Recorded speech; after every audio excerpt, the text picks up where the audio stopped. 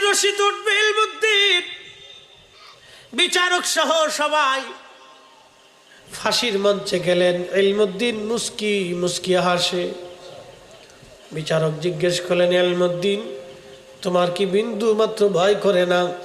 ইলমুদ্দিন বলতেছে, বিচারক কিসের ভয় আমি করব? গত রাত্রি যিনি আমার সঙ্গে সাক্ষাৎ করে গেলেন, কিছু সময় পরেই আমি তার সাথে আল্লাহর জান্নাতে আমি একত্রিত হয়ে যাব। হ্যাঁ, চিৎকার মেরে বলেন আল্লাহু আকবার।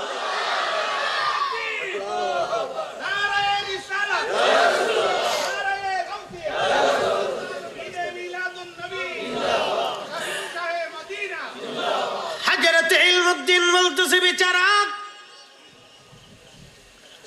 গত রাত্রিবেলা আমি যার সাথে সাক্ষাৎ করেছি, যিনি আমাকে দিদার দিয়ে গেছেন, আজ জান্নাতে আমি তার সাথে মিলিত হব একসঙ্গে।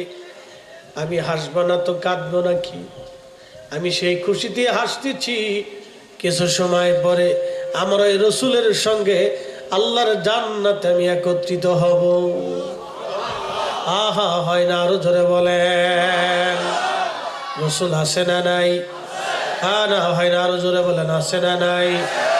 উম্মতের সাথে দেখা দেয় কি দেয় না? কথা বলে কি বলে না? নবীর জায়গায় নবী আছে অন্ধ, কানা, চোখের জায়গায় চোখ নাই। আমার রসুলের জায়গায় রসুল আছে। উম্মতের বাগানে নবী খোঁজ খবর নিয়ে রাখেন, উম্মতের কার সাথে নবী খোঁজ খবর নেন। উম্মত কেমন আছে নবীর দরবারে খবর হয়। কথা বলেন ঠিক কিনা? যদি বিশ্বাস না করেন তো রসুলের প্রেমে জীবন দিয়ে দেখেন, জীবন ধন্য হয়ে যাবে, কোনো সমস্যা নেই। মুসলমান খুবই মনোযোগ দিবেন। রসুলের ইশকে এরকম যুগে যুগে যুগে যুগে আশিকরা জীবন দিয়ে জীবনকে ধন্য করলো। একজন ইলমুদ্দিন, কোন মাদ্রাসার মুহতামিম না, শাইখুল হাদিস না, প্রিন্সিপাল না, অধ্যক্ষ উপাধ্যক্ষ, doctor, doctor, chancellor, vice chancellor, এগুলি কিছুই না, প্রিন্সিপালও না, কিছুই না। তিনি একজন সাধারণ কাঠ মিস্ত্রি। কোন রকম মক্তবে পড়নেওয়ালা এক যুবকের সঙ্গে রহমতের নবী সাক্ষাৎ করে গেলেন। কারণ কলিজা ভরা ছিল রসুলের ভালোবাসা, নবীর ইশকে জীবন দেওয়া ইলমুদ্দিনের ইতিহাস সারা পৃথিবীতে কিয়ামত পর্যন্ত আশিকে রসুলদের কাছে চলতেই থাকবে। এইরকম ইলমুদ্দিন সারা পৃথিবীতে লাখে লাখে এখনো আছে। আল্লাহ নবীর ইজ্জতের চাদর ধরে যারা ধরবে তাদের বোঝা উচিত ইলমুদ্দিনের এখনো জমিন থেকে মরে নাই। এখনো লাখে লাখে ইলমুদ্দিন আল্লাহর জমিনে রসুলের ইশক কলিজায় নিয়ে ঘুরে বেড়ায়। কথা বলেন ঠিক কিনা?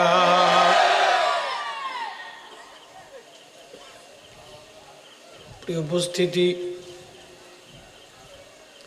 এই ইশক কিয়ামত পর্যন্ত চলতে থাকবে, এটা কখনো নিভে যাওয়ার নয়। আমার রসুলের ইশক দিয়ে দুনিয়া চলবে। মুসলিম মিল্লাতে আমার অনেক ভাইরা চিন্তা করেন বুঝি মিলাদুন নবী আমরা বন্ধ করে দিব? না না না, কিয়ামত পর্যন্ত চেষ্টা হবে জমিন থেকে মিলাদুন নবী বন্ধ হবে না। না, কথা কোন ঠিক কিনা? ওরা ভাবছে আমরা ধাক্কা দিয়া বঙ্গোপসাগরে ফেলে দিব না, ধাক্কা দিয়া বঙ্গোপসাগরে ফেলে দিব, কর্ণফুলীর মধ্যে ফেলে দিব, পদ্মা গঙ্গা যমুনার মধ্যে ভাসায় দিব না।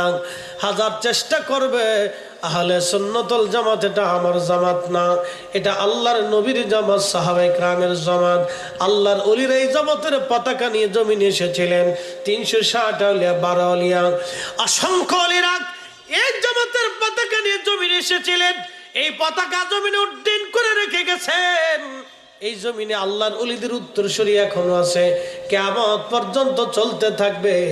জমিনে ওলি না থাকলে জমিন ধ্বংস হবে, যত সময় ওলি থাকবে তত সময় জমিন ধ্বংস হবে না। ওলি শূন্য হলে জমিন ধ্বংস হয়ে যাবে। অতএব জমিন কখনো ওলি শূন্য হবে না। আর আহলে সুন্নাতুল জামাত জমিন থেকে কখনো বিদায় নেবে না। এটা কিয়ামত পর্যন্ত চলতে থাকবে। একবার জোরে বলা যাবে কি মারহাবা। আপনাকে বুঝে যেতে হবে, ও কিয়ামত পর্যন্ত এই বাতি জ্বলতে থাকবে, নিভানোর জন্য বহু লোক ফুয়াইতে থাকবে, কিন্তু তাদের ফুতে বাতি নিভবে না।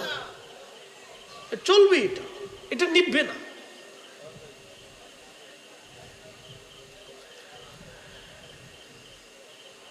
হাজিরিন আনোয়ারার মুসলমান, আল্লাহর নবীর ইশকে বহু সাহাবী এরকম জীবন দিয়ে দিল। নবীর ইশকে বহু সাহাবী আশিক যুগে যুগে যুগে যুগে এরকম জীবন দিয়ে দিছে। হাসতে হাসতে তাদের জীবন তারা দিয়ে দিল, হাসতে হাসতে। মনে রাখবেন, আল্লাহ যাকে পছন্দ করে তাকে দ্বীনের জন্য কবুল করে নেন। আল্লাহ যাকে ভালোবাসেন তাকে নামাজের কাতারে নিয়ে আসেন। আল্লাহ যাকে পছন্দ করেন তারে নবীর গোলাম বানায় দেন। একটা কথা মনে রাখবেন, আজ বলে দিয়ে যাই, মানব জাতি মায়ের রুহুর ভিতরে, দেহের ভিতরে যখন 4 মাস 120 দিন পার হয়ে যায়, তখন তার হাত পা চোখ কান নাক বডি স্ট্রাকচার ওই সময় তৈরি হয়ে যায়। ওই সময় আল্লাহ রাব্বুল আলামিন মায়ের পেটের ভিতরে বান্দার দেহের ভিতরে রুহু ফুকায় দেয়। ফুকায় দিয়া জিব্রাইল আলাইহিস সালামকে আল্লাহ ডাক দেয়, বলে জিব্রাইল 4টে জিনিস আমার বান্দার জন্য লিখে দাও। 4টে জিনিস আমার বান্দার জন্য লিখো। মায়ের রেহেমে পেটের ভিতরে যখন 4 মাস 120 দিন পার হয়, 4 মাস 120 দিনের মাথায় আল্লাহ রুহের জগৎ থেকে আমাদের রুহ নিয়ে আসে। ওই রুহ খানা নিয়ে মায়ের পেটের ভিতরে আমাদের বডির মধ্যে আল্লাহ ফিট করে দেয়। তখন জিব্রাইলকে বলে, জিব্রাইল 4টে জিনিস তুমি একবারে নির্ধারিতভাবে লিখে দাও। 1 নম্বর, আমার বান্দা কি পরিমাণে রিজিক খাবে তুমি আমার বান্দা। 1 নম্বর, আমার বান্দা কতদিন পর্যন্ত পৃথিবীতে বেঁচে থাকবে, তার হায়াত কত সময় পর্যন্ত হবে, কোন জায়গা মারা যাবে, কোন সময় মারা যাবে, কোন অবস্থায় কিভাবে মারা যাবে, আমার বান্দার জন্য লিখে দাও। একসাথে বলবেন আল্লাহু আকবার। থাকার সুযোগ আছে? হ্যাঁ, যদি সুযোগ না থাকে তো জমি নিয়ে কারাগারি করার দরকার কি? কি কথা কর না? যদি সুযোগ না থাকে তাহলে ভাইয়ের জমিন, বোনের জমিন, অন্যের জমিন, বাতিজার জমিন, ভাগিনার জমিন, এগুলি নষ্ট করার প্রয়োজন কি? এটা পাবে বুঝিয়ে দিয়ে দেন। 1 ইঞ্চি মাটি নিয়ে মানুষ পানাপাড়ি মারামারি গুতাগুতি কিলিকিলি করে। 1 ইঞ্চি, এতটুকু।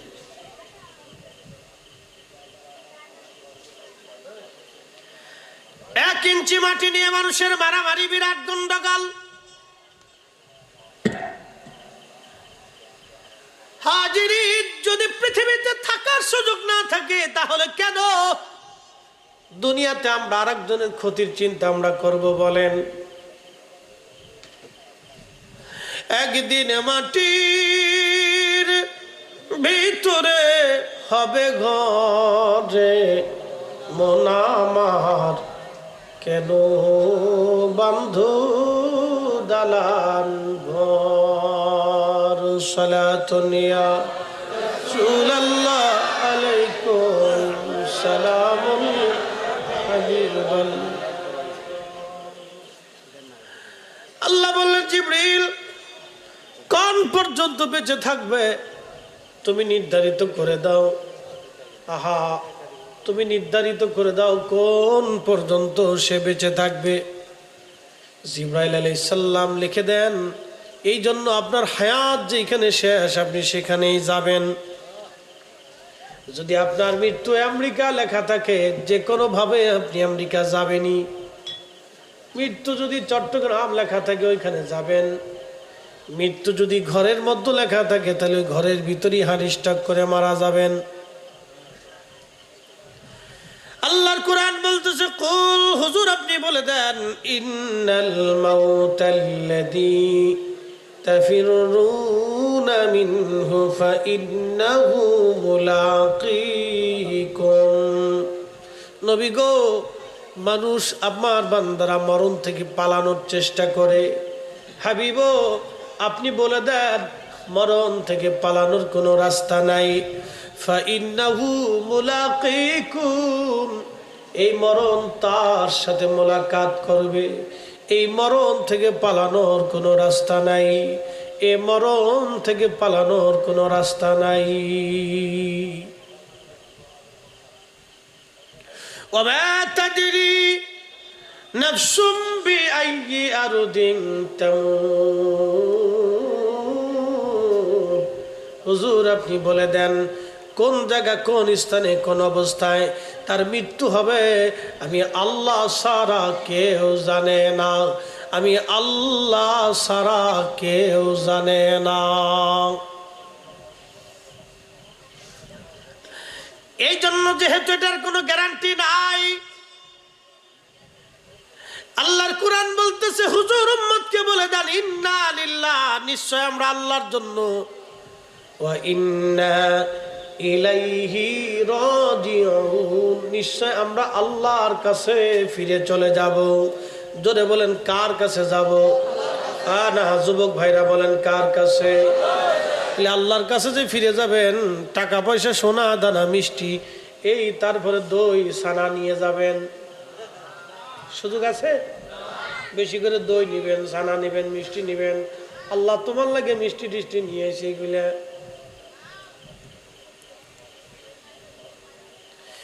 পৃথিবীর সবচাইতে বড় ধনী, বড় বড় ধনী ব্যক্তিরা দুনিয়া ছেড়ে চলে গেল, একটা পয়সাও বাবা নিতে পারে নাই। বাংলাদেশের একজন ধনী, তিনি মারা গেলেন। বিনাপ গ্রুপ ইন্ডাস্ট্রির মালিক, নাম বললে আপনারা সবাই চিনবেন, আমি নাম বলবো না, খুব মনোযোগ দিবেন। করোনার সময় মারা গেল। আহা, করোনা আক্রান্ত যখন হলো, তার স্ত্রীও তার কাছে যায় নাই, ছেলেটাও কাছে যায় নাই, মেয়েটাও কাছে যায় নাই। তারা জানাজা হলো, ছেলেটা জানাজায় শরিক হয় নাই, স্ত্রীটা লাশ দেখতেও পর্যন্ত যায় নাই, মেয়েটা লাশ দেখতেও পর্যন্ত যায় নাই, ছেলেটা বাবার কবরের কাছে কবর দেওয়ার সময়ও যায় নাই। এমন জীবন করিও গঠন, হাসিবে তুমি কাঁদিবে ভুবন। হাজার হাজার কোটি টাকা রেখে লাভ কি হবে যদি সন্তান মানুষের মতো মানুষ না হয়? সন্তান যদি কবরের পাশে না দাঁড়ায়, এমন সন্তান পালার চাইতে শিয়াল কুত্তা পাইলে যাও অনেক ভালো। উচিত কথার বাত নাই দেশে, উচিত কথার দেশে বাত নাই।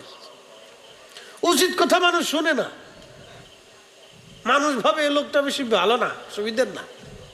একটা কথা শুনেন, আমাদের দেশের মানুষের সিস্টেম কি জানেন? আপনি ভালো মতো চলবেন, নামাজ কালাম ঠিক মতো পড়বেন, সৎ মতো খাবেন, সৎ মতো চলবেন, ডান বাম করবেন না, সাদা সিধে মতো চলবেন, মানুষকে লোকটা বলত।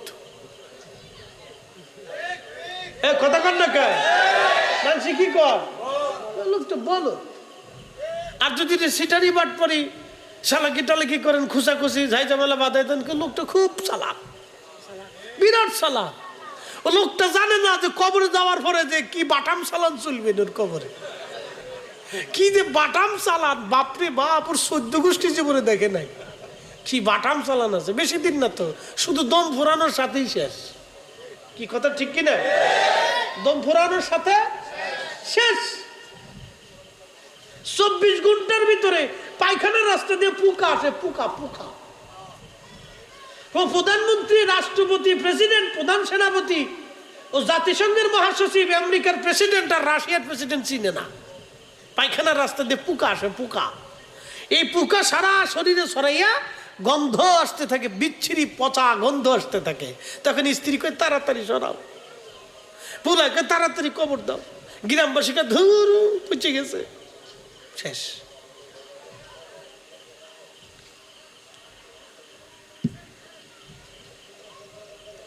সামান্য সময়ের জন্য আসছি দুনিয়াতে, কত হারাহারি মারামারি কারাকারি লাফালাফি গুতাগুতি। একদল হন নতুন এসে সুন্নি মসজিদ কুন্ডা খালি ওটা দখল করার ধান্দা করে, মিলাদুন্নবী বন্ধ করার ধান্দা করে। বেটা, তোরে এটা করার জন্য আল্লাহ দুনিয়াত পাঠাইছে নি?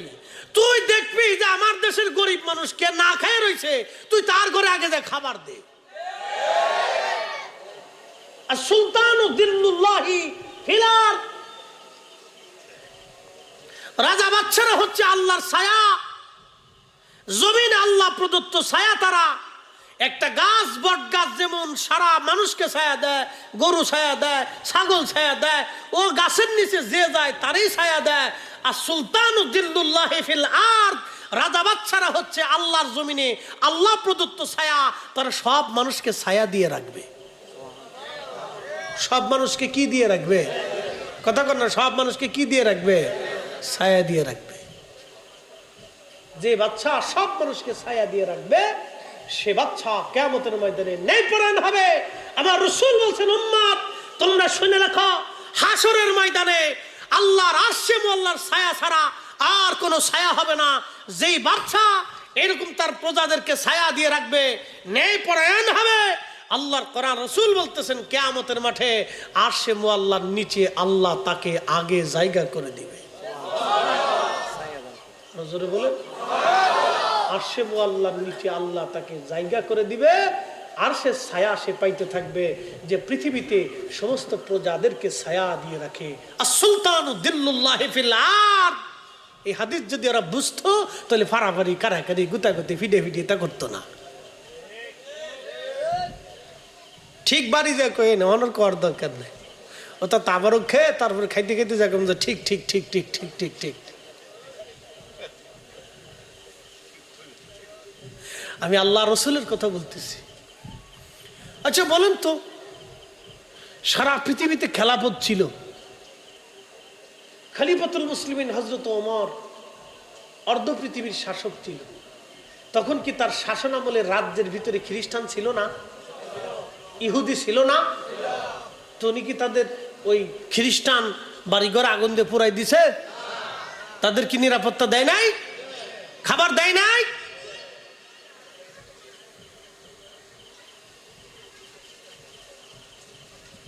শাসকদের কাছে সবাই নিরাপদ থাকবে। দুই একদিন ফাঙর হয়ে সারতে পারছে না, তার মাথা নষ্ট হয়ে গেছে। আগের বেটার মাথা নষ্ট হওয়ার কারণে বেটা চলে গেছে। আপনাকে যদি মাথা নষ্ট হয় তাহলে আপনারা জমিনে জায়গায় পাবেন না খুঁজে। এত মাথা নষ্ট করেন না। আল্লাহর দেওয়া দায়িত্ব পালন করেন। সবাইকে আল্লাহ ওই আসনে নেই না, যাকে দেয় পরীক্ষা করে। যদি সময়ের সঠিক ব্যবহার না করেন তাহলে আল্লাহ প্রদত্ত ভাবে আল্লাহ গজব নাজিল করবে। আপনি নিজেও বুঝবেন না যে কি হয়ে গেল, কি হয়ে যাবে, নিজেও বুঝবেন। আল্লাহর নবী এই ওয়াদিকে মোবারকময় বলেছেন।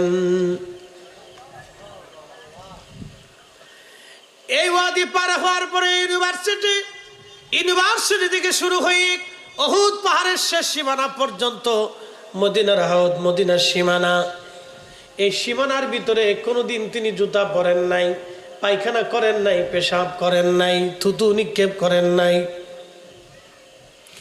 এই সীমানার বাহিরে এসে পায়খানা পেশাব তিনি সারতেন, থুতু তিনি ফেলতেন। এসে জিজ্ঞেস করা হলো, ইমাম মালিক, জীবনে কোনোদিন আপনি মদিনাতে জুতা স্যান্ডেল পরলেন না, পায়খানা পেশাব করলেন না, কারণটা কি? ইমাম মালিক রাহিমাহুল্লাহ একটা জবাব দিতেন, আল্লাহর বান্দারা, যেই মাটির নিচে রাহমাতুল লিল আলামিন ঘুমায়, ওই মাটির নিচে আমি ইমাম মালিক ওই মাটির উপরে কি করে পায়খানা পেশাব করব, থুতু নিক্ষেপ করব, আমি জুতা পায়ে দিব, আমার জীবন চলে যাবে। আমি এই মাটির উপরে কখনো জুতা পরতে পারবো না। একবার জোরে বলবেন কি আল্লাহু আকবার। কি করে আল্লাহকে ভয় করতেন যে যদি রসুলের সাথে বেয়াদবি হয় তো আল্লাহর দপ্তরে আমার কি আসামি হয়ে যাব। আর আমার দেশে আমরা শানে মুস্তাফা নিয়ে গুতাগুতি করি, খালি গুতাইতে থাকে, আপনারা খালি গুতাইতে থাকে। গুতায় কি করবেন? বেহেশতে যাইবেন? তো যান। কি কথা কর নাকি? খারাপ কিছু কইছি? গুতাইয়ে বেহেশতে যাইতে পারবেন তো যান। গুতাইয়া নবীর সুপারিশ নেবেন তো নেন। গুতাইয়া কবরে প্রশ্নের জবাব দিবেন মুনকার নাকিরে তো দেন।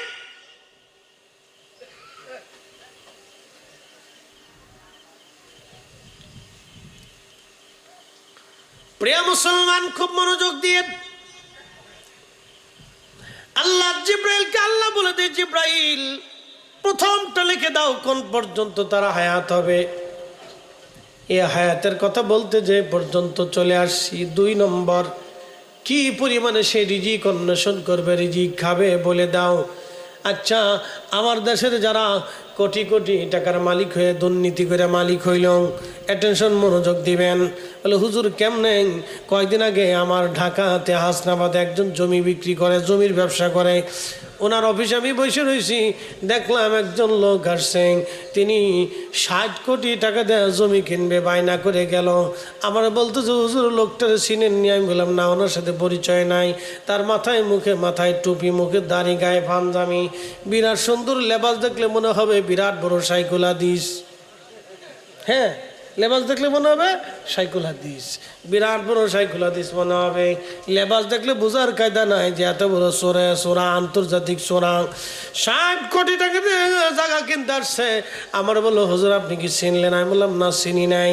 তখন জমির যিনি বিক্রেতা উনি বলতেছে হুজুর এই লোকটা ঢাকার মহানগরের ওয়াসার ইঞ্জিনিয়ার। আমি বললাম মাসে বেতন পাই 50,000 ধরলাম, কিন্তু বাকি এত কোটি টাকা কি জিব্রাইল আর আজরাইল দিয়ে গেছে? হ্যাঁ, কি কথা কর না কা? আমার শরীরের পছন্দ রেখেছে। সর্বনাশ, কত বড় সুর, এত সুন্দর দাড়ি, টুপি, জুব্বা, বুঝার কায়দা নাই যে এত বড় সুর। বসুন্ধরা মাদ্রাসার মুহতামিম আমার পাশে বসা ছিল, যদি কমই মাদ্রাসা, তো সামনে বসা। বললাম যে হুজুর কি মনে হয় আপনার কাছে?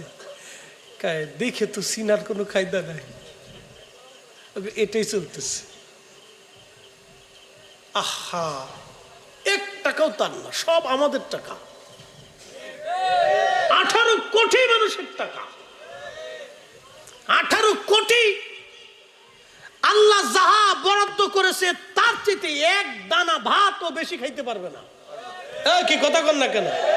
ও যত হাজার কোটি টাকার মালিক হোক, আল্লাহ যাহা বরাদ্দ করছে তাহার চাইতে 1টা দানা ভাতও বেশি খাইতে।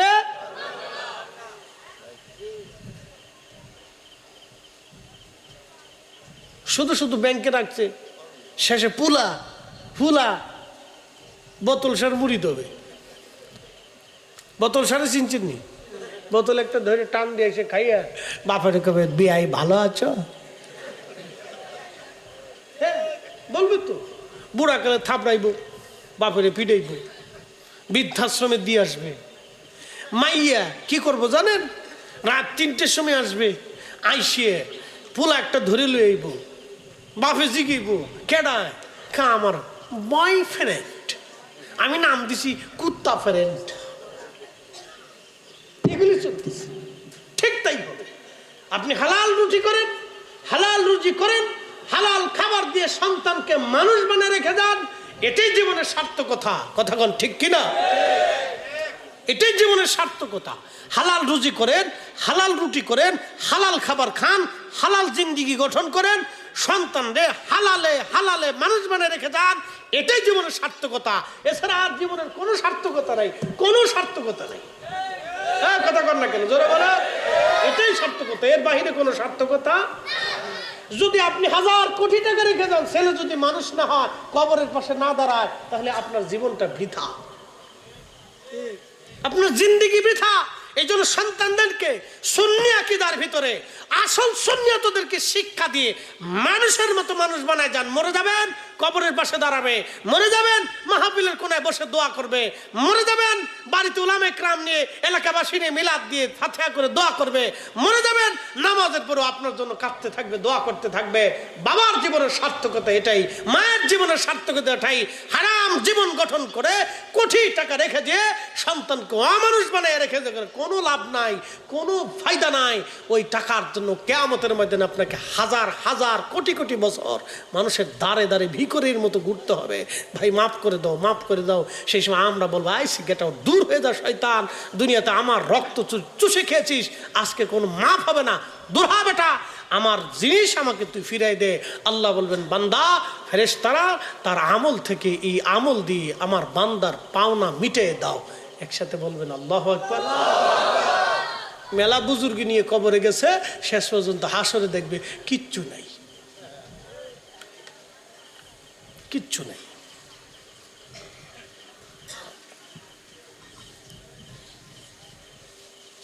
আপনাদেরকে আজকে একটা মাসালা শোনাই, সারা জীবন মনে রাখবেন। আল্লাহ রসুল কোন সাহাবী ইন্তেকাল করার পরে নবীজি সাহাবে کرام পরিবার পরিজন সবাইকে ডেকে বলতেন সে কোনো ঋণ আছে কিনা দেখো। এই শুনে যান, সে কোনো ঋণ আছে কিনা দেখো। যদি ঋণ থাকতো নবীজি বলতেন যারা ঋণ পাও, ফ্যামিলি যদি সামর্থ্যবান থাকতো পরিশোধ করাই দিতেন। যদি সামর্থ্য না থাকতো কবরে দেওয়ার আগে নবী বলতেন কবরে নামানোর আগে তার ঋণ পরিশোধ করো, কবরে নামানোর আগে থেকে ঋণ মুক্ত করো, কবরে দেওয়ার আগে থেকে ঋণ মুক্ত করে কবরে পাঠাও। কারণ হকুল্লাহ, আল্লাহর হক নামাজ পড়ে নাই, আল্লাহ মাফ করে দেবে। আল্লাহ ওয়াদা করছে লা তাকনাতু মির রাহমাতিল্লাহ, আমার রহমত থেকে তুমি নিরাশ হও না, তুমি আল্লাহ মাফ করে দিবে। কিন্তু মানুষের হক নষ্ট করে গেছে, আল্লাহ এক সেকেন্ডের জন্য তাকে মাফ করবে না, বান্দা মাফ না করা পর্যন্ত। এই জন্য আল্লাহ রসুল বলতেন তাকে কবরে নামানোর আগে তোমরা তাকে ঋণ মুক্ত করে কবরে নামাও, ঋণ মুক্ত করে কবরে নামাও, ঋণ মুক্ত করে কবরে নামাও। আর আমরা টাকা হাওলাত নিলে তো 10 বছরও টাকা দেয় না। কি কথা কর না কেন? টাকা উঠাইতে গেলে মারামারি, গেঞ্জাম, ফাসাদ, ঝগড়া, ফাসাদ, মোবাইলের জুতার শেষ হয়ে গেছে, টাকা দিতেই চায় না।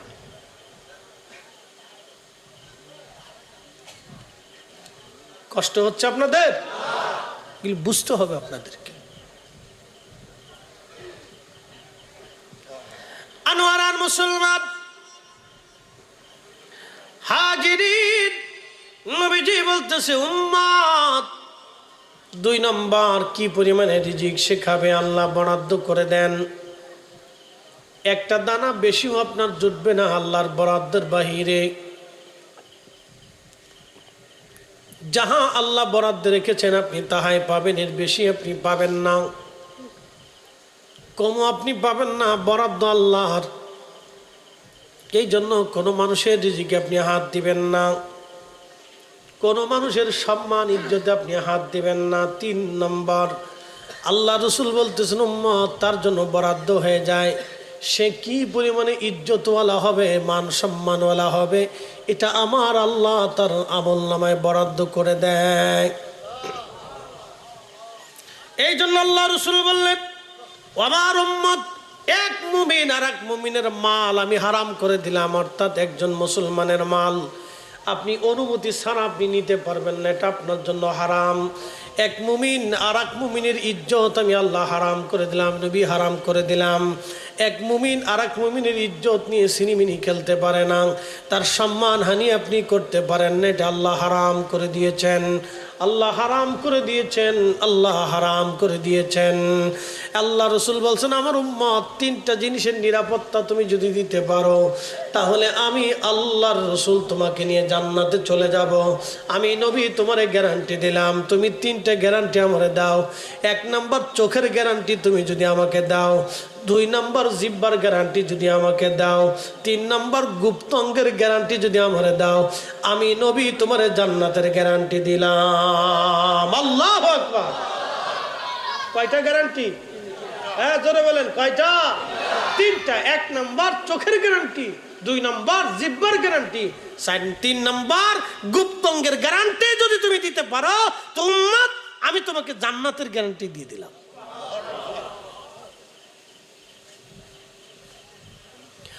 এই 3টা গ্যারান্টি তুমি দাও, তোমাকে জান্নাতের গ্যারান্টি দিয়ে দেব। আল্লাহ নবীজি বললেন উম্মত 3 নাম্বার আল্লাহ লিখে দেয় কি পরিমাণে সে ইজ্জতওয়ালা হবে লিখে দেওয়া হয়। 4র্থ নাম্বার সে কি জান্নাতি নাকি জাহান্নামী লিখে দেওয়া হয়। ভালো করে বুঝে যান বাবাজি, সে কি জান্নাতি নাকি জাহান্নামী লিখে দেওয়া হয়। দেখবেন আমার দেশের বহু মানুষ নাস্তিক হয়ে যায় মুসলমান থেকে। সেই দিন দেখলাম একজন মেয়ে খ্রিস্টান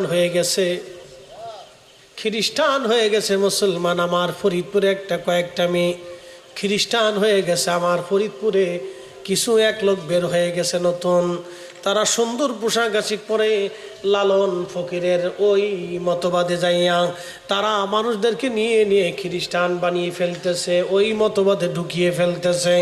একবার জোরে বলা যাবে কি নাউজুবিল্লাহ। আহা, বড় চক্রান্ত, কঠিন চক্রান্ত আমার দেশে ঢুকে গেছে। হাসতে হাসতে মুসলমানের ইমানগুলি কেড়ে নেওয়া হচ্ছে। ভারতীয় অনেক জায়গায় মুসলমান হিন্দু হয়ে যায়, সর্বনাশ। আল্লাহ রসুল বললেন আমার রব আমার আল্লাহ লিখে দেন সে কি জান্নাতি নাকি জাহান্নামী। আবার দেখা যায় বহু বিধর্মী শেষ জীবনে কালেমা পড়ে মুসলমান হয়ে যায়। একবার জোরে বলা যাবে আল্লাহু আকবার। আবার কেউ দেখা যায় আল্লাহ নবীর সঙ্গে বেয়াদবি করে জাহান্নামে চলে যায়। বাজানো নবীর এশক, ওই যে আমি আগে বলছিলাম এশকে রসুল, এটা ভাগ্য লাগে, সবার কপালে আল্লাহ লেখে না, ঠিক কিনা? এশকে রসুল নসিব লাগে, কপাল লাগে, সবার নসিব আল্লাহ লিখে না।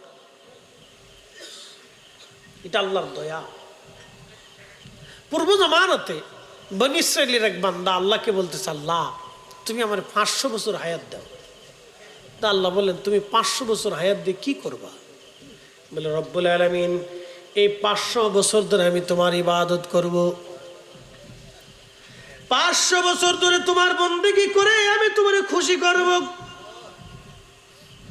আল্লাহ বলেন হ্যাঁ বান্দা 500 বছর তোমাকে হায়াত দিলাম। লোকটা জঙ্গলে চলে গেল, 500 বছর ধরে ওই নির্জনে নিবৃতে একাকী আল্লাহর ইবাদত করতে লাগলো। 500 বছর শেষ হবে, তার আগে আল্লাহকে ডাক দিয়ে বলল রব আপনি আমাকে সেজদার মধ্যে আমার মউত দিবেন, এবং সেজদা হালতেই আপনি আমারে কবর দিবেন, এবং সেজদা অবস্থায় আপনি হাসরের ময়দানে আমারে উঠাবেন। সুবহানাল্লাহ বলা যাবে না? বুঝেন তো লোকটা কত বড় আল্লাহ ওয়ালা। আল্লাহ আপনি আমার সেজদা হালতে নিয়ে যাবেন, আমি সেজদার মধ্যে থাকবো, ওই সময় আমার জান কবজ করবেন। আল্লাহ বলেন কারণ কি? আল্লাহ জানে কি জানে না? জানে। তারপর আল্লাহ জিজ্ঞেস করলেন বান্দা কোন কারণ তুমি বলো। বান্দা বলতেছি ইয়া রব্বি আমার ইচ্ছা আপনাকে সেজদা হালতে আমি কবরে চলে যাব, আপনার দরবারে চলে যাব, সেজদা অবস্থায় কবর যেন আমার হয়, আর সেজদা অবস্থায় হাসরের ময়দানে আমি আপনার কাছে উঠব। আল্লাহর বান্দার মৃত্যু হয়ে গেল। রব্বুল আলামিন থেকে ডাক দিয়ে বলেন বান্দা যাও, আমার রহমতের কারণে তোমারে মাফ করে দিলাম। বান্দা ডাক দিয়ে বলতেছে রাব্বি আপনি আপনার রহমতের কারণে আমারে মাফ করে দিলেন, আমি 500 বছর ইবাদত করলাম সেটার জন্য কি ক্ষমা হয় নাই? আমি যে 500 বছর ইবাদত করছি তো হেতা কু 500 বছর ধরে একটানা বাড়িঘর সংসার জমি জমা দুনিয়াদারি ছাইরিয়ে আমি যে জঙ্গলে যে নিভৃতে নির্জনে আপনার ইবাদতে 500 বছর কাটাই দিলাম, তো সেটা কো? আল্লাহ বললেন দেখবা, একটু দেখতে চাই। বলে আল্লাহ সেটার জন্য কি ক্ষমা করেন না? তো কিসের জন্য ক্ষমা করছেন? আমার রহমতের কারণে মাফ করছি। না না হয় না, আরো জোরে বলে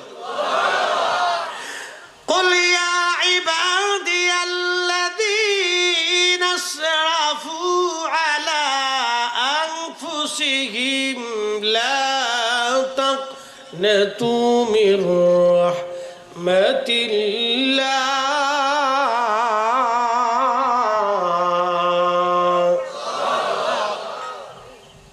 হাবিব আপনি বলে দেন, হে আমার বান্দা, বান্দারে নিজের নফসের সাথে যত জুলুম করো, যত অন্যায় করো, গুনাহ করে ফেলছো, ভয় নাই, আমি মালিকের রহমত থেকে তুমি নিরাশ হইও না, নিরাশ হইও না, নিরাশ হইও না। বান্দারে তোকে রহমতের কারণে মাফ করে দিলাম। বান্দা বলে, আল্লাহ 500 বছর ইবাদত করলাম, তাহা গেল কই? আল্লাহ বলেন, তুমি দেখবা? বলে হ্যাঁ। তখন আল্লাহ পাক বলেন, ফেরেশতারা তাকে জাহান্নামের কাছ থেকে ঘোরায় নিয়ে আসো। জাহান্নামে দেওয়া লাগবে না, জাহান্নামের কাছে নিয়ে তারে ঘোরায় নিয়ে আসো। ফেরেশতারা জাহান্নামের কাছে নিয়ে গেলেন। তাও কাছে কত জানেননি? 500 বছর দূরের রাস্তা। আল্লাহু আকবার। 500 বছর দূরের রাস্তা নিয়ে যাওয়ার পরে জাহান্নামের যে গর্জন, জাহান্নামীদের কান্না, জাহান্নামীদের চিৎকার, জাহান্নামের আযাবের ভয়াবহতা দেখার পরে তার কলিজা একেবারে শুকায় গেল, কলিজা একেবারে শুকায় গেল। যদি কোনোদিন হজে যান, আপনাদেরকে বুঝাইতেছি পানির তৃষ্ণা কি জিনিস। এই বছর যারা হজে গেছে তারা বুঝছে গরম কি। আমি এই বছর প্রচন্ড গরমে হজে ছিলাম। আমার সামনেই আমার তাঁবুর পাশে এক মিশরি গরমে মারা গেল। একবারে মুমূর্ষ উপরে রয়েছে আরাফাতের মাঠ। আরাফাতের মাঠে প্রচন্ড গরমে সে মারা গেল হিট স্ট্রোকে। এক মিশরি হাজি, পাশে আর একজন ছিল, সে মুমূর্ষ। এত গরম আরাফাতের মাঠ। সন্ধ্যার সময় মাগরিবের নামাজের টাইমে আরাফা থেকে বের হতে হয়। আরাফা থেকে বের হয়ে মুজদালিফায় আসা লাগে। মাগরিব এবং এশার নামাজ মুজদালিফায় আদায় করতে হয়। আরাফা থেকে হেঁটে হেঁটে আদম এবং মা হাওয়া দুইজন মুজদালিফায় আসছিলেন। রাত হয়ে গেল। আদম আলাইহিস সালাম বললেন, হাওয়া রে, রাত হয়ে গেছে, আসো দুইজন মুজদালিফায় বিশ্রাম করি। দুইজন যে মুজদালিফায় বিশ্রাম করছিলেন, এই জন্য হাজিদেরকে মুজদালিফায় যায় কিছু সময় বিশ্রাম করা লাগে। এশা আর মাগরিব এক জামাতে এখানে আদায় করতে হয়। কিছু সময় বিশ্রাম করে ফজরের নামাজ পড়ে হাজিরা আবার হাঁটা শুরু করে। হাঁটতে হাঁটতে মিনার পাশ দিয়ে এসে এসে তারা জমারাত শয়তানরে, যেখানে পাথর মারা হয়েছিল ওইখানে ছোট শয়তানরে পাথর মাইরা তারপরে মক্কায় আসে। মক্কায় আসিয়া ফরজ তাওয়াফ করিয়া সাই করিয়া যদি কেউ আবার মক্কায় যাইতে চায় তো 30 কিলো রাস্তা হয়ে যাবে। পায়ে হাঁটতে হাঁটতে জান শেষ হয়ে যায়। প্রচণ্ড গরমে জিহ্বা শুকায় যায়, কলিজা শুকায় আসে। পানি পান না করলে জান শেষ। একটার পর একটা পানি চলে, একটার পর একটা পানি চলে। 10 মিনিট পর পর পানি খেতে হয়, 5 মিনিট পর পর পানি খাওয়া লাগে। এমন তৃষ্ণা লাগে মনে হয় কলিজা পর্যন্ত শুকায় যাইতেছে।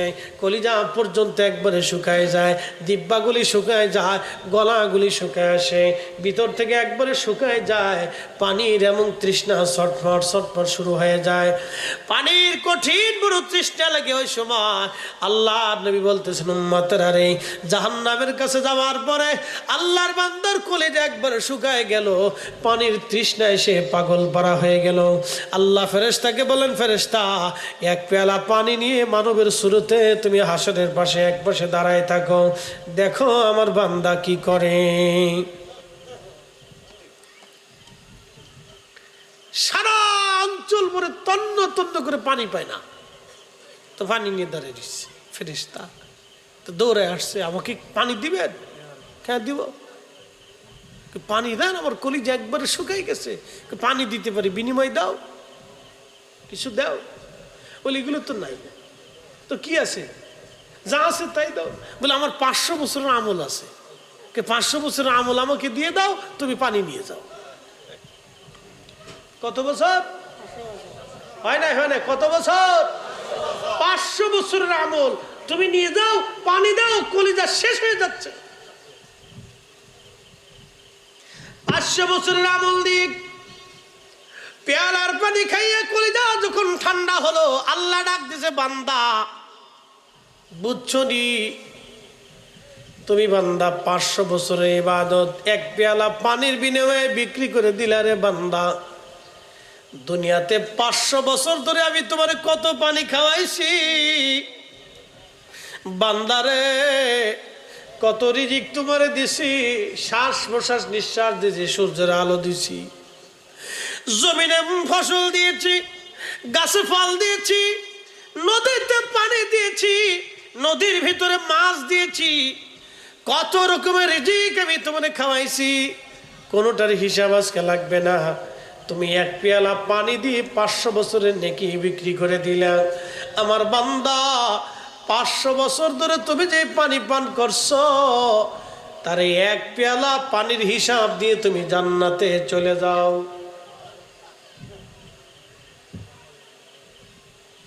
সম্ভব? এই জন্য আল্লাহ রহমত ছাড়া ক্ষমা পাওয়ার কোনো রাস্তা নাই। আমরা আপনাদেরকে আল্লাহ রসুলের দিকে ঘুরাই দিই, কারণ কি জানেন? কঠিন হাসরের মাঠে যদি আল্লাহ রসুল সন্তুষ্ট হয়ে যায় তো নাজাত হয়ে যাবে। আসতে হয়ে গেল না সুবহানাল্লাহ? যদি হাসরের মাঠে আল্লাহ রসুল রাজি হয়ে যায় তো নাজাত হয়ে গেল। কবরের জিন্দেগিতে যদি রসুল রাজি হয়ে যায় তো নাজাত হয়ে গেল। জিন্দেগির বুজুর্গি দিয়ে আল্লাহর দরবারে নাজাতের রাস্তা নাই যদি আল্লাহ খুশি না হয়। আর আল্লাহকে খুশি করতে হলে আল্লাহর রসুলকে আপনাকে খুশি করতেই হবে, করতেই হবে, করতেই হবে। রসুল খুশি না হওয়া পর্যন্ত আল্লাহ খুশি হবে না। এজন্য আমরা আপনাদেরকে আল্লাহর নবীর দিকে, গোলামের দিকে ধাক্কাই দিয়ে দেই।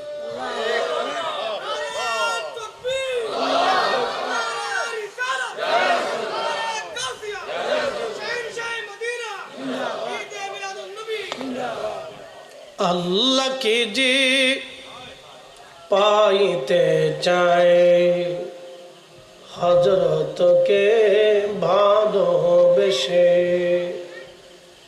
আল্লাহকে যে পাইতে চায় হযরতকে ভালোবেসে, আরশ কুরসি লৌহ কলম না চাহিতে পেশে সে, সালাত নিয়া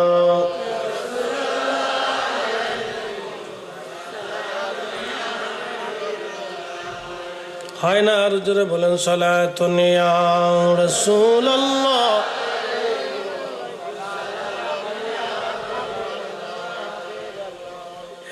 আনোয়ার আর মুসলমান নাজাত পাওয়ার জন্য আল্লাহর দয়া ছাড়া সম্ভব না। জিব্রাইলকে আল্লাহ বলে দেন, জিব্রাইল তুমি লেখো সে কি জান্নাতি নাকি জাহান্নামী। তবে হ্যাঁ, যারা জান্নাতি আল্লাহ তাদেরকে জান্নাতের আমল করে তারপরে কবরে নেয়। সুবহানাল্লাহ বলা যাবে না? যারা জান্নাতি তাদেরকে দুনিয়াতে নবীর কদমের গোলাম বানায় আল্লাহ কবরে নিয়ে যায়। চলে যেতেই হবে, পৃথিবী ছেড়ে থাকার কোনো রাস্তা নাই। হাজিরিন, দুনিয়াতে থাকার কোনো সুযোগ নাই। যেহেতু যেতেই হবে, যেহেতু চলে যেতেই হবে, অতএব দুনিয়ার থেকে আল্লাহর দেওয়া দায়িত্ব পালন করে আল্লাহর নবীর কদম মোবারকের গোলামি করে যাওয়াটাই বুদ্ধিমানের কাজ। আনোয়ার আর মুসলমান, কবর বড় কাছে, কবর বড় কাছে, কিন্তু দেখেন কত মানুষ কবরে চলে গেল। এখানে 100 বছরের কোনো মুরব্বী বাসা নাই, আছে? 100 বছরের কেউ নাই। তার অর্থ হলো এই 100 বছর আগে এই দেশে যারা ছিলেন তারা আজকে দুনিয়ায় কেউ নাই। 100 বছর পরে আমরাও কবরে চলে যাব, মাটির সাথে মিশে যাব, আমাদের অস্তিত্ব বিলীন হয়ে যাবে। বংশের কথা মনে থাকবে না, সন্তান হয়তো পাশে যাবে, নাতি নাতকুরা আর স্মরণে রাখবে না। একটা ইংরেজিতে প্রবাদ আছে, out of sight out of mind. মানুষ চোখের আড়াল হলে মনের আড়াল হয়ে যায়। চরম বাস্তবতা থেকে বলছি, যে স্ত্রীর একটু হাসির জন্য আপনি অন্যায় করবেন, সেই বিবিও আপনাকে ভুলে যাবে। যেই সন্তানের সুখের জন্য আনোয়ারাবাসী আপনি অন্যায় করতেছেন, সেই সন্তান আপনাকে ভুলে যাবে। একটু বলে দিয়ে যায়, দিন শুধু পাঞ্জাবি গায়ে দিয়ে টুপি মাথায় দিয়ে রাস্তার হাঁটার নামে দিন না, সুন্নত শুধু ফরিদ হিসাবের মতো লম্বা 12 হাতের পাগড়ি 11 হাতের পাগড়ি মাথায় দিয়ে রাস্তায় হাঁটার নামই সুন্নত না। সুন্নত আসল কোনটা বলে দিয়ে যায় আজ আপনাকে। ভালো করে শুনে রাখবেন, 40 বছরে আল্লাহর নবী রহমতের নবী একটা মিথ্যা বলেন নাই, মানুষ ঠকান নাই, ফায়সা কথা বলেন নাই, কাউকে গালি দেন নাই, অন্যায়ভাবে কাউকে মারেন নাই, কারো জমি দখল করেন নাই, আমানতের খেয়ানত কখনো করেন নাই, অন্যের সম্পদ তিনি ডাইন বাম করেন নাই, অন্যের হক নষ্ট করেন নাই, কোনোদিন অন্যায় বিচার নবী করেন নাই।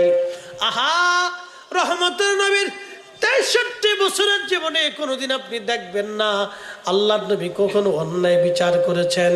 কিন্তু বড় আফসোস আজ আমাদের, আমরা নামাজও পড়ি কিন্তু টাকা হারাম, আমরা রোজা রাখি কিন্তু খাবার হারাম, আমরা হজও করি কিন্তু টাকা দুর্নীতির টাকা, আমরা যাকাত দিলাম সুদের টাকা। সালাতুন ইয়া রাসূলুল্লাহ হাবিবাল্লাহ আলাইকুম সালাতুন ইয়া রাসূলুল্লাহ।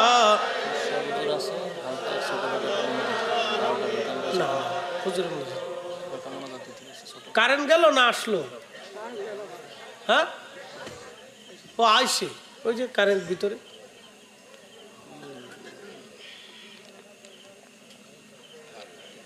চলে গেছে জায়গা। একবারে যখন ছিল না তখন কি মানুষ বাঁচছিল না? কেরোসিনের সেরাগের বাতি বালা ছিল, যাওয়ারও চিন্তা ছিল না, আসারও চিন্তা ছিল না, হারানোর কোনো চিন্তা ছিল না। নাই কি কিছু তো হারাবে কি? ও দেখবেন যারা ওই যে রাস্তাঘাটে খেয়ে গাঁজা খেয়ে ঘুমাই থাকে, ওদের পকেটে কিছু মাল পানি কিছু নাই, ও খাইয়ে যে শুইছে, ওর চিন্তা হলো আমার হারানোর কিছুই নাই, আমি ছাড়া আর কিচ্ছু নাই। ও ঘুমাচ্ছে তো ঘুমাচ্ছে, সারাদিন পরে ঘুমাইতেছে। তা আমাদের হারানোর কিছু নাই। এ মুসলমান, খুব মনোযোগ দিয়ে ওয়াজ কোথায় রাখছিলাম বলে গেছে। Out of side out of mind. চোখের আড়াল হলে মানুষ মনের আড়াল হয়ে যায়, কথাটা চরম সত্য। চোখের আড়াল হলে মনের আড়াল হয়ে যায়। আপনার বন্ধু খুব মনোযোগ দিবেন, স্ত্রীর জন্য আপনি যদি হারাম উপার্জন করেন, ওই স্ত্রী আপনার আপন হবে না, কাজে লাগবে না এক মুহূর্ত না। বলে হুজুর কোন দলিলে? কোরআনে আমার আল্লাহ বলতেছেন, ইয়া আইয়ুহাল্লাযীনা আমানু, ইয়া আইয়ুহাল্লাযীনা আমানু লা তুলহিকুম আমওয়ালুকুম ওয়ালা আওলাদুকুম আন যিকরিল্লাহ।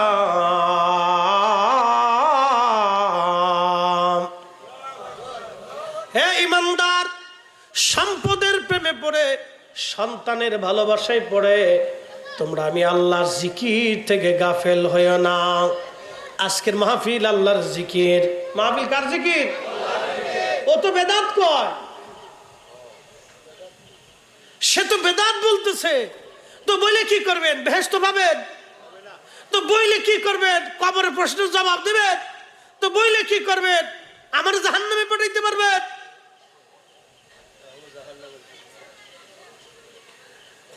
সে তো আমার বেদাতি বানাইছে। কোরআন বলতেছে আন যিকরিল্লাহ। হাবিব উম্মতকে বলে দেন, সন্তান আর সম্পদের প্রেমে পড়ে তারা যেন আমার জিকির থেকে গাফেল না হয়। এই মাহফিল কার জিকির? এখানে সন্ধ্যা থেকে এই পর্যন্ত কার জিকির হচ্ছে বলেন? আল্লাহর। কোরআন তেলাওয়াত আল্লাহর জিকির, ওয়াজ নসিহত আল্লাহর জিকির, নফল নামাজ আল্লাহর জিকির, ফরজ নামাজ আল্লাহর জিকির, রোজা আল্লাহর জিকির, যাকাত আল্লাহর জিকির, হজ আল্লাহর জিকির, দলবদ্ধভাবে আল্লাহর জিকির, দুরুদ আল্লাহর জিকির, মাহফিল আল্লাহর জিকির, মোনাজাত আল্লাহর জিকির।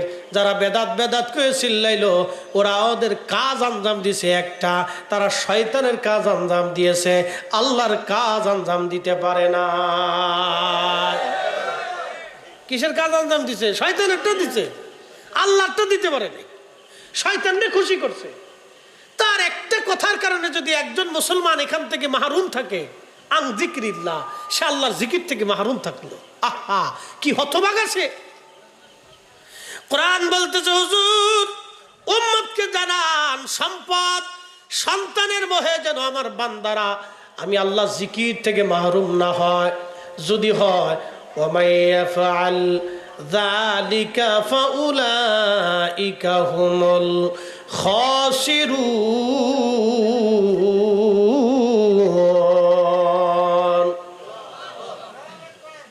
ভোল্টেজ নাই না? আরে তো কারো ভোল্টেজ নাই, ভোল্টেজ শেষ। ভোল্টেজ বুঝছেন আপনি? পাওয়ার নাই, জেনারেটর পাওয়ার নাই, এ মাইকেরও পাওয়ার নাই। তা আমি বললাম তার তো কারো পাওয়ার নাই, শেষ। বলে কারণ কি? ওরা জীবনে যত ওয়াজ শুনছে বাড়ি পর্যন্ত নিলে ওরা ওলি আল্লাহ হয়ে যেত। জীবনে ওয়াজ বাড়ি পর্যন্ত নেয় না, এই মাঠে রাইখে দিয়ে চলে যায়। ওরা ওয়াজ নিতে পারে না। মাইক ব্যান্ডটা যদি ওয়াজ বাড়ি পর্যন্ত নিত তো ওরা ওলি আল্লাহ হয়ে যেত। ওরা বাড়ি পর্যন্ত নিতে পারে না। ও আজকে এখানে রেখে যাবেন না বাড়ি নেবেন? আজকে কি কি বলছি বলেন তো? ধর্ম হচ্ছে দুনিয়াতে হালাল উপার্জন, ন্যায়পরায়ণতা, ইনসাফের সাথে পৃথিবীতে বেঁচে থাকা। মাথায় সুন্দর টুপি কিন্তু ইনসাফ নাই, বিচার করে দিয়েছেন অন্যায়, কিয়ামতের ময়দানে জবাবদিহিতার আওতায় আপনাকে আসতেই হবে। ওই দিন আল্লাহ রসুল আপনার পক্ষে সুপারিশ করবে না। বলে কারণ কি? আপনি নবীর উম্মত ঠকাইছেন। বুঝে যাবে। ফরিদি সাহেবের পাগড়ি যদি মাথায় না থাকে অসুবিধা নাই, কোনো অসুবিধা নেই। কিয়ামতের ময়দানে আমি জিজ্ঞাসিত হব না, কিন্তু যদি আমি কারো হক নষ্ট করে কবরে চলে যাই, কিয়ামতের ময়দানে আমি জিজ্ঞাসিত হব। কথা বলেন ঠিক কিনা? দিন বুঝে যাবেন। প্রিয় মুসলমান, এখান থেকে কিছু নিয়ে বাড়ি পর্যন্ত চলে যাইতে হবে, নিয়ে যাওয়া লাগবে, রেখে যাওয়া যাবে না। আপনারা হাজার হাজার মুসলমান, শত শত মানুষ বসে আছেন, হুজুর আসবে, ওয়াজ করবে, কিছু ওয়াজ বাড়ি পর্যন্ত নিয়ে যাবেন।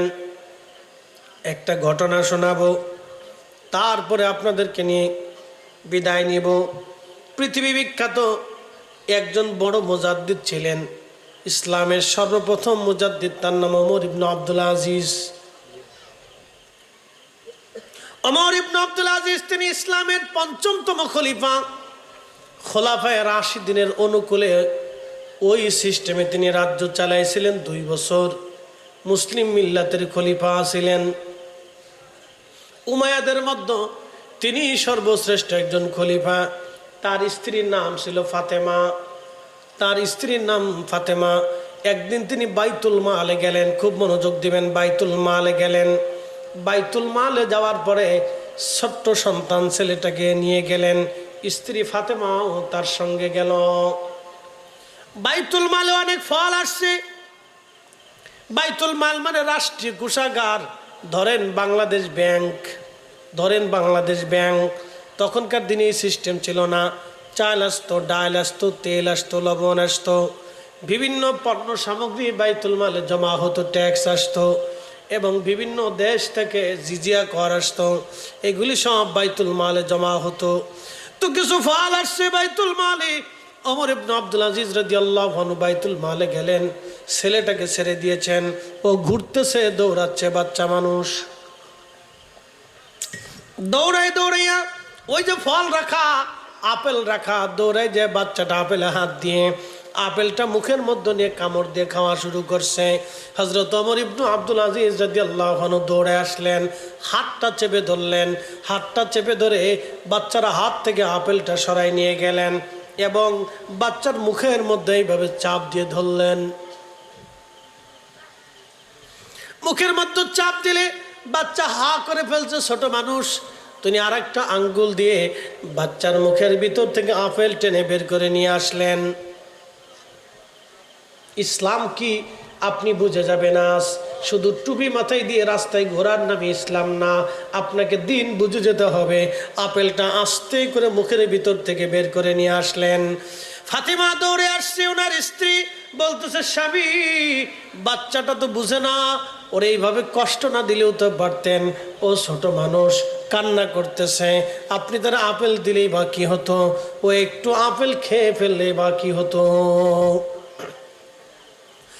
ওমর ইবনে আব্দুল আজিজ ডাক দেখে, বিবি এই আপেলটা যদি আমার এই ছেলেটা এখন খেয়ে ফেলে দেয়, এই আপেলের জন্য কিয়ামতের ময়দানে আল্লাহর আদালত আমাকে দাঁড়িয়ে থাকতে হবে। ওই দিনের কঠিন কষ্টের চাইতে আজকে আমার ছেলে আমার সামনে কাঁদুক, এই কষ্টটা আমার বেশি না, আমার ছেলের কষ্টও বেশি না। কিন্তু কিয়ামতের ময়দানে এই জনগণের সম্পদ মেরে খাওয়ার জন্য আল্লাহর আদালতে আমাকে দাঁড়িয়ে থাকতে হবে, দাঁড়িয়ে থাকতে হবে। ওই দিনের কষ্টের চাইতে দুনিয়ার কষ্টটা নগণ্য, সামান্য। আজকে কষ্ট করে যাই রে বিবি, কিয়ামতের ময়দানে কষ্ট করা লাগবে না। একবার জোরে বলা যাবে কি আল্লাহু আকবার? মুসলমান মুসলমান, তেলের গাড়ি তেলে চলি,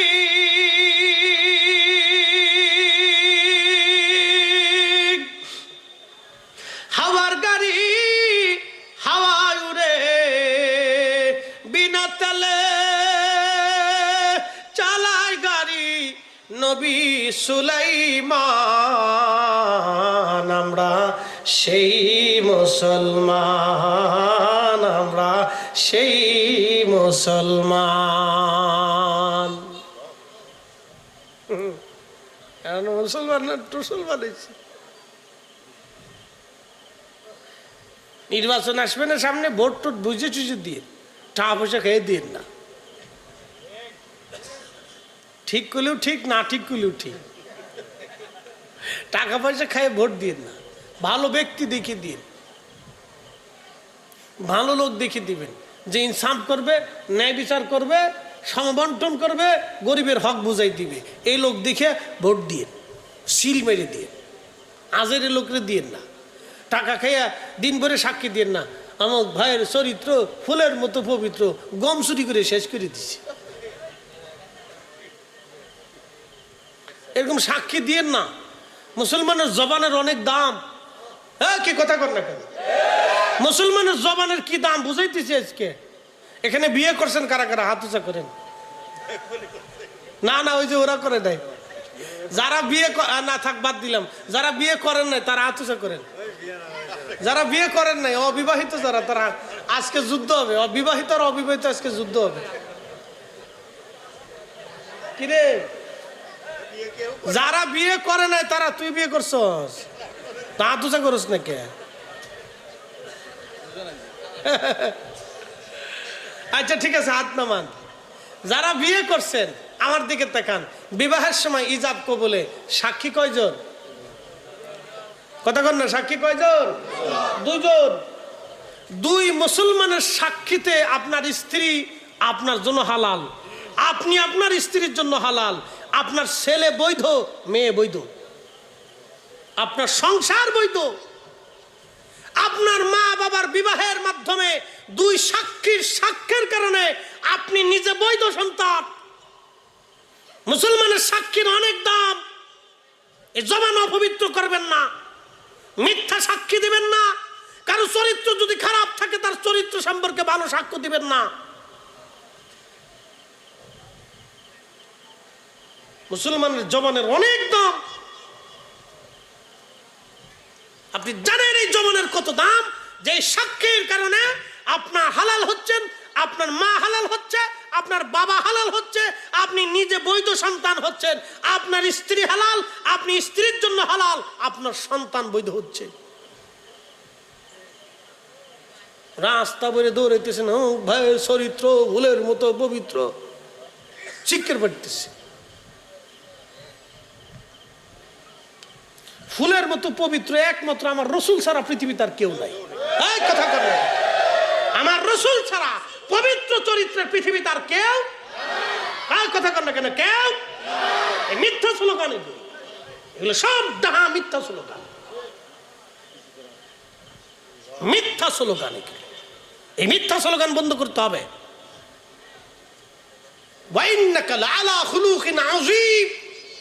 হাবিব, আপনি হচ্ছেন মহান চরিত্রের অধিকারী।